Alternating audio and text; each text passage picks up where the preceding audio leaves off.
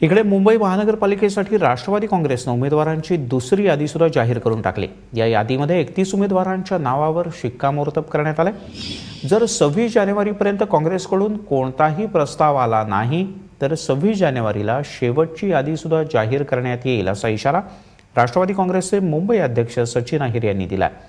यावेळेला बोलताना सचिन अहिर यांनी मुंबई काँग्रेसचे अध्यक्ष संजय निरुपम यांना पक्षातल्या ज्येष्ठ नेत्यांना न डावलण्याचाही सल्ला दिला। तर युतीवरून भाजप आणि शिवसेनेमध्ये सुरू असलेल्या नाट्यावर सुद्धा त्यांनी शेलकी टीका केली। दरम्यान 27 तारखेला मुंबई महापालिकेसाठी राष्ट्रवादी काँग्रेसकडून जाहीरनामा प्रसिद्ध करण्यात येणार आहे। मुंबई राष्ट्रवादी काँग्रेस पक्षाच्या वतीने आज आम्ही दुसरी यादी जाहीर केलेली आहे।